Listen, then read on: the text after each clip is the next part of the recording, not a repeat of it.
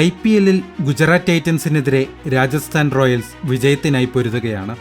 Captain Sanju സാംസണും West Indies power hitter Shimron ഹെറ്റ്മെയറുമാണ് ക്രീസിലുള്ളത്. പക്ഷേ നന്നായി കളിച്ചുകൊണ്ടിരുന്ന ഇരുവരെയും വീഴ്ത്തി ഒരു താരം മത്സരത്തിന്റെ ഗതി മാറ്റിമറിച്ചു. ബംഗളൂരുകാരൻ പ്രസിദ്ധ് കൃഷ്ണ.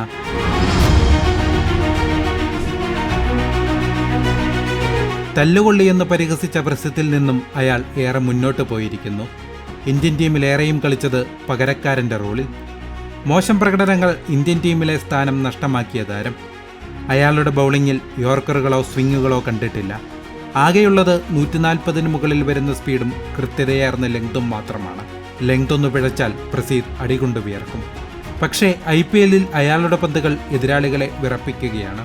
സീസണിൽ ഇതുവരെ 5 മത്സരങ്ങളിൽ നിന്നായി 8 വിക്കറ്റുകൾ. പഞ്ചാബിനെതിരെ ആദ്യ മത്സരത്തിൽ മാത്രം ഒരൽപ്പം കൂടുതൽ റൺസ് വിട്ടുകൊടുത്തു. പിന്നീട് എല്ലാ മത്സരങ്ങളിലും ബൗളിംഗ് എക്കണോമി 7 റൺസിൽ താഴെ മാത്രം. ആശിഷ് നെഹ്റ എന്ന പരിശീലകന്റെ സാന്നിധ്യം പ്രസിദ്ധിന്റെ ബൗളിംഗിന്റെ മൂർച്ച കൂട്ടി. സ്ഥിരതയാർന്ന പ്രകടനത്തോടെ പ്രസിദ്ധ് ആവശ്യപ്പെടുന്ന കാര്യവും മറ്റൊന്നല്ല, ബുംറയും സിറാജും മുഹമ്മദ് ഷമിയുമുള്ള ഇന്ത്യൻ പേസ് നിരയിലെ സാന്നിധ്യം തന്നെ.